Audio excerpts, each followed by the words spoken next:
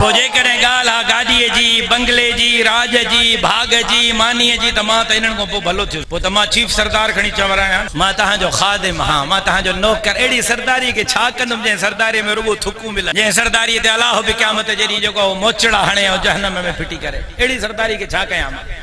ॻाल्हि गोरी आहे पर सच आहे ॻाल्हि गोरी आहे पर सच इहो ई अथव मां कंहिं सरदार जी बेइज्जती नथो कयां अब्बा सरदार मान कयो तव्हां अलाह कयो अथनि जेका सरदार राज भाग के हलाइन राज भाग के खैर कराइन राज भाग जे लाइ पंहिंजा नेण विछाइन जेका सरदार जिंदगी अल्लाह ऐं अल्लाह जे रसूल जे हुक्मनि जे मुताबिक़ गुज़ारिन उहे सरदार मुंहिंजे मथे जो ताज आहिनि पर जेका सरदार राज विढ़ाइन मां उन्हनि खे सरदार मञण जे लाइ तयार न आहियां तूं काविड़जे त बि इहा ई ॻाल्हि तूं राज़ी रहे त बि इहा ई ॻाल्हि इहा ई अथई ॻाल्हि इहा ई अथई ऐं वरी उन ई बिल में हेठां बिल सिंध असेंबलीअ मां बाबुल इस्लाम सिंध जे असेंबलीअ मां त को छोरो का छोरी ज़िना कंदे पकड़जी पिया कारो मोह पिया कनि माण्हू पुॼी विया पकड़े विधाऊं छोरीअ खे बि खणी आया थाणे ते छोरे खे बि खणी आया थाणे ते अबाए ज़िना पिया कनि असां 8 माण्हुनि ॾिठो आहे ॿधी वरितो अथसि ॿधोनि ज़िना जो केस कयुनि छोरी उथी चई ॿुधमो एसएचओ साहब मां पंहिंजी मर्ज़ीअ सां पई कयां छोरो उथी पए उहो चए ॿुधो एसएचओ साहब मां पंहिंजी मर्ज़ीअ सां पियो कयां इन ई कानून में त निकाह ज़िना है 18 सालनि खां जेकॾहिं घटि उमिरि जो थींदो 10 साल सभु जेल वेंदा इन साॻे ई कानून में वरी लिखियो अथऊं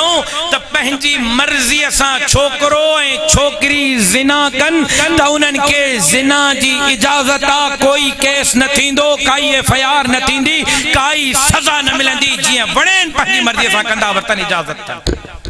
हे बाबुल इस्लाम सिंध जी ॻाल्हि तो क्या हे तव्हांजे सिंध जी कश्मीर में इहो कानून आहे हाणे ऐं टियों छोकिरो थे छोरो थे चे अदा मां छोरो छो थियुसि मांखे त छोरी चवणो अलाह मांखे छोरो छो कयो आहे अलाह त मूंखे ग़लति ठाहियो आहे छोरो करे छोरी उथे उहा चए अबाए खिलण जूं ॻाल्हियूं न आहिनि रोअण जूं आहिनि हे अमेरिका जी हे बर्तानिया जी हे इटली जी हे फ्रांस जी जर्मनी जी ॻाल्हि न आहे हे पंजाब जी बलोचिस्तान जी खैबर पख्तूनख्वा जी न आहे कंहिंखे ज़रूरत आहे त मूंखे कूड़ो साबित करे सिंध में आहे कोटिया जो लालो पठाण न आहियां रोज़ त कीड़ो कंदो थो वरिता ट्रांसजेंडर बिल कानून पास कयो अथऊं त को छोकिरो उथी अस्पताल में वञे डॉक्टर खे चवे त मूंखे छोरो थियण भलो नथो लॻे डॉक्टर मुंहिंजी ऑपरेशन कर मूंखे छोरी कर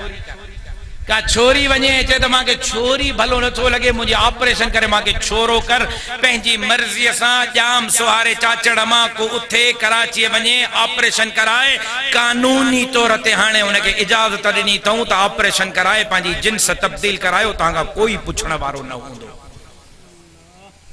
ॻाल्हि सम्झ में अचेव थी हाणे इन्हनि हुक्मराननि खे छॾियां या इन्हनि सां विढ़ां जवाब नथा ॾियो मन समत नजा वारी हदीस ॿुधाई तमाम पर हितों जे लाइ न ॿुधाई तमाम त हाणे कोई चुप कई अथव रोज़ो रखे जाते ॻाल्हाइणो उते ॻाल्हायो जाते नाहे ॻाल्हाइणो हरू भरू न ॻाल्हाए अबा इन्हनि हुक्मराननि खे छॾियां या विढ़ां